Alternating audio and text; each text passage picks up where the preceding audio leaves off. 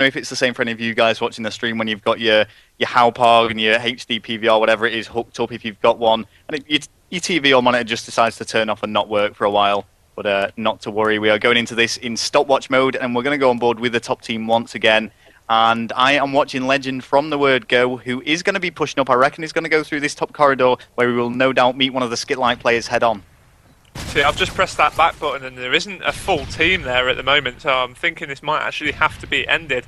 Do you know what I'm thinking, Gooch? What are you thinking, Rel? It's time for the Rel and Gooch partnership to take control. I'm thinking we need to spawn in right now and take the world of esports by storm. See, I'm not sure why this hasn't been ended. This definitely should have been ended by now. Yeah, the teams are swapping sides now, telling SkitLite to end it. I would assume that means that it is SkitLite's host, because I would have thought that GoDz would have ended that a lot sooner with them being the team that didn't actually spawn in.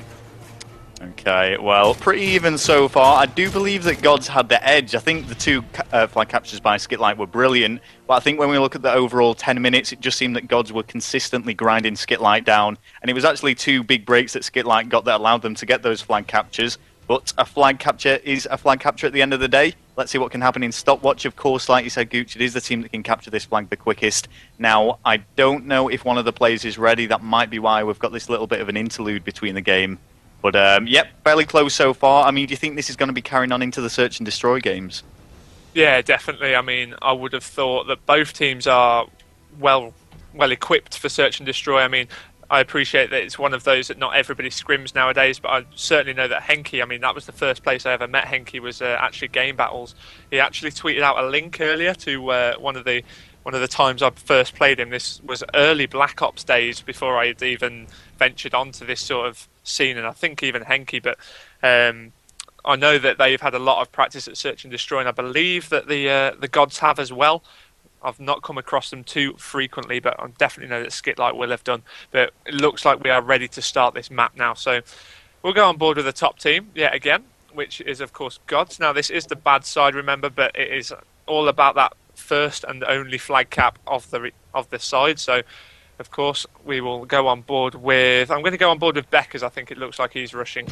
Yeah, we've not actually seen too much of Beckers. Beckers is actually going to be playing for Rico Girls at EGL5. I'm not sure if the team name is going to stay as that with with Beckers featuring in it, but in any case that is going to be his lineup. And it looks like SkitLite have opened up really strong here. They're actually making quite a bit of kills, and as you've said, it's the harder side, so I was thinking that we might see GoDz go very defensive, but instead they try to be a little bit aggressive, and this is not looking good for them. Flag has been dropped though, and is it going to get the return? No! No! Virex with a very nice two-piece there, taking out Beckers, taking out Legend, and Nix as well.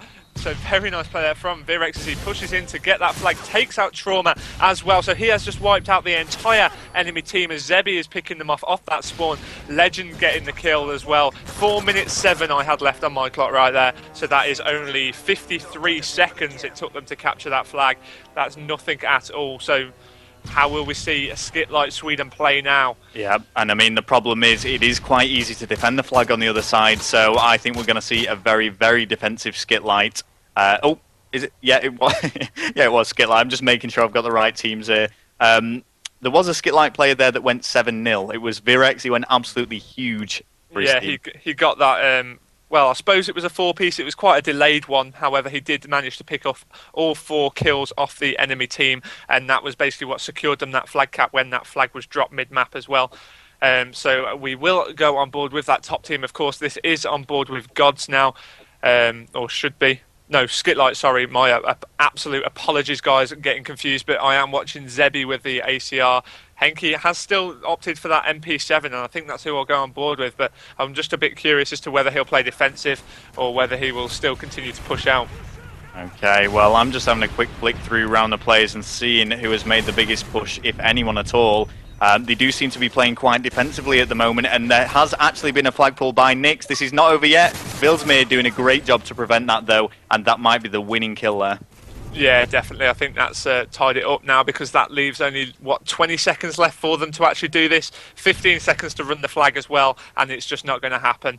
That is it for them. I mean, SkitLite.SWE did ever so well there on that capture the flag stopwatch. I mean, I think perhaps GoDz went a bit more aggressive than what they normally would have done, because of how quickly or how well they did, I suppose, on the first time we played it. Of course, they actually did win the flag total cap number on the first round, so I don't know if they took some positives from that perhaps, and that's what meant they played that way. But of course, SkitLite managed to pick themselves up and play better, and of course it's won them the game. So they take the first map in this best of 5 series here on the Vanity TV channel. Yeah, so 1 map in hand at the moment. Really good start for SkitLite. We're going to be going on to Search and Destroy now. And we have said we're predicting quite a close game between these two teams. It's always hard to predict what's going to happen in Search and Destroy, though. Obviously, it's only 4 rounds, so, you know, quite literally anything can happen, and the playstyle is completely different to capture the flag. But let's see as they set this up now on Arcade, and probably one of my favourite maps on Modern Warfare 3. Yeah, Arcaden's definitely my favourite map for Search and Destroy. I wouldn't say it's my favourite for Capture the Flag. Of course, I'm sure not many people care what my favourite map is, but I'd probably go with Dome. I think it's one of those that's always an aggressive play. Yeah, well, let's see how these teams play this on Arcade, and probably just setting up some classes, making sure the rules are right. And, I mean, the attacking and defensive side, I think it's fairly safe to say that generally for Search and Destroy it's easier to defend. I think the only situation I'd like to be in an attacking position is when it's 1 versus 1 and I've got the bomb in hand. Yeah, definitely. I've always liked Search and Destroy. I mean, of course I came from game battles, as did a lot of players, but so Search and Destroy is sort of where I felt happiest. I mean, I didn't really start playing Capture the Flag until late on Black Ops, but that's what turned it for me. Yeah. Well, just while we're waiting to go into this game, I'm just going to quickly bring up the scoreboard and see what happened in that final round of the stopwatch. Oh, and it's disappeared. I don't think there was actually much going on. There wasn't one particular player standing out as we saw in the first round of it. But here we go now on Search and Destroy Arcade. And I think we should stay on board with the attacking team. I mean, we switch this up a little bit. Sometimes we watch 1 attack, 1 defense, but it's just the attacking side just has a bit more entertaining gameplay, I feel. Yeah, definitely. I mean, you always get the player, perhaps the bomb carrier, that always plays it safe, sits back a little bit, but other than that, you generally do find that there are a lot of players sort of... What's happening? I don't think there's a full team in yet again. Oh, no, and that's going to end things up. Yeah, that was not. So we'll just wrap that up. But it did look like I actually jumped on board with the top team, which was it was the attacking side. So I think that was bottom. I'm not sure, but in any case, it was SkitLite, and one of them is going for an ACR silence. I don't think you'll really see an ACR silence used in any other case other than Search and Destroy. Well, I have seen it sometimes by the holding players on Capture the Flag, admittedly not very often, but if they want to sit and just keep moving positions, if they're perhaps holding a 1 flag lead and definitely need to be very defensive. I mean, it's not often that I do see it, of course, in scrims and whatnot, but it can happen. Okay, well, we'll jump straight back into this and get on board once again with the attacking side and see what they can do. And I'm really interested to see who it was using that ACR, actually. Let me just make sure I choose SAS correctly and have a look.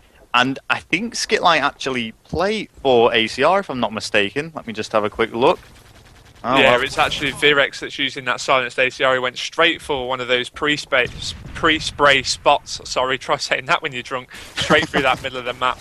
And Vilsmere's actually disconnected due to a transmission error. I don't know if that means that they've got enough players. I don't think they actually have, and that means that it has actually had to be ended. So... we're having a nightmare here, Gooch. We are. It's not going to plan, guys. My apologies. However, I will just take this time to refer you to the stream chat, where I believe Vanity TV has just posted all of our links to our Twitters. So be sure to go and check those out. Of course, Team_Vanity, Goochhyy, the VP Brothers, and of course, Evil Controllers, who is actually promoting this event, sponsoring this tournament. Yeah. The winners, of course, get 4 times the evil sticks, I believe, so 1 for each player of the team. You will just have to ignore the most recent thing in the stream chat. Some idiots just put at Morgan Ashurst, just try and ignore that. and and Oh, concentrate actually, on other things. yeah, I think I actually saw Morgan post earlier saying that the team name will actually stay as Farico Girls, despite Becca's being in it. So I do feel as if they're trying to insult Becca's perhaps a little bit there. Well, maybe, or maybe he is a girl. Ooh, that's throwing a little bit of a spanner in the works. No one thought of that. All this time, Becca's has been living a lie. There is going to be some serious questions at the next event, I'm sure. Right, anyway. The bottom team. I've learned now. See, I'm learning. Search and destroy on arcade and bottom is attack. There you go. For all you guys who are wanting a few tips from Rel. If you want to go attack, choose bottom on arcade. Right, and who are we going on board with first of all, Rel? Well, I just jumped straight on board with Vilsmir, who's picked up the first kill. It is against Beckers, and he's seen someone top glass, almost makes that kill, but instead just connecting a few bullets and getting a few hit markers, which has got to be frustrating. It's so annoying on Search and Destroy getting hit markers. Yeah, but that is going to leave a player weak up there, top glass for Vilsmir, of course, so that has helped out his team. He's just going to chuck a stun in there into the bottom minibar, and now he is making his way to this top glass B-bomb area as his team have actually gone into the lead there. Of course, SkitLite.SWE taking out all 4 of the enemy team. Only Zebby dropping there to the hands of Nyx. But that was nice play there. Nyx had an incredible feat to do there as he just rushed up, and all 3 of the SkitLite players were there. I didn't really think he had a chance. But we are going to, what we're going to do, we're going to switch over each round so that we are always on board with the attacking side, or did you want to do one attack, one defend? We've got to see the attacking side. The problem is, it's because of the 2.5 minute round length. I mean, if it was just that 1.5 minutes that we saw in Black Ops, it would be so much better because, you know, the game's going to be over in 1.5 minutes. But you see so often, especially in the European community, I've noticed, it seems very different when we cast the Australian and American games, but the games just go right down to the last second.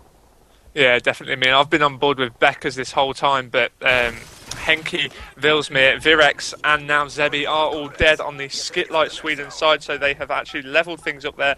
1 round apiece between GoDz and SkitLite, and that was over very quickly. Yep, okay, well that's Nyx with the final kill, just quickly bringing up those scoreboards, seeing what's going on for every single one of the players.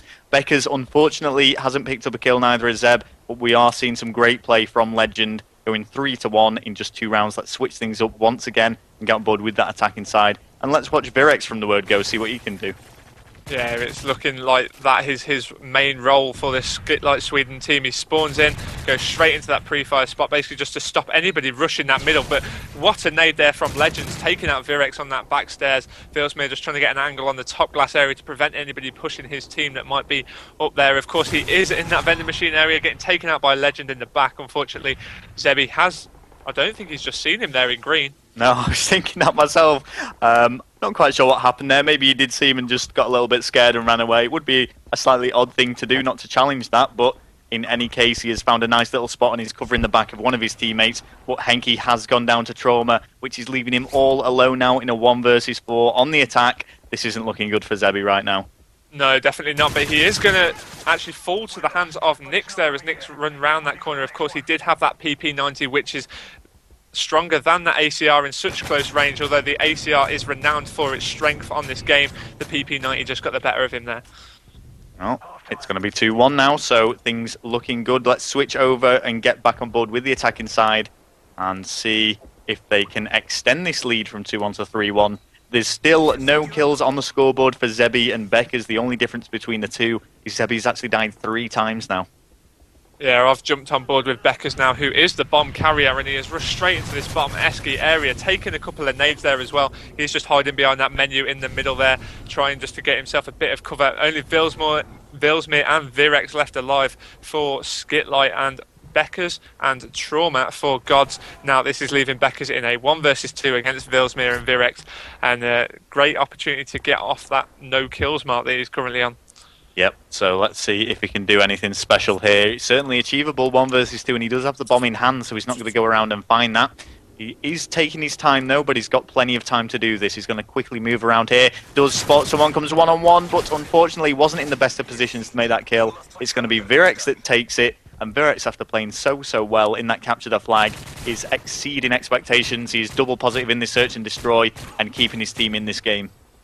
Yeah, that was nice play there from Virex. I think Beckers was just hoping that he'd dodge back to the other side of the pillars by the way that Beckers stayed behind that one pillar, just trying to maintain that right-hand side advantage, but obviously didn't play as predicted. So we are actually going to go on board once again with SkitLite, and I'm going to go on board with Henke, who is rushing straight up that middle map area now. Yeah, Henke, a very, very aggressive player. He's always playing objective when on the capture the flag game mode. Has spiked someone back map, but unfortunately the range of the UMP isn't going to be enough. I have also just had a little bit of an update from Morgan on Skype. Apparently, Beckers is going to be wearing a wig and a dress to LAN. I'm just going to let you think about that for a second, Gooch. That's all I think about. Beckers actually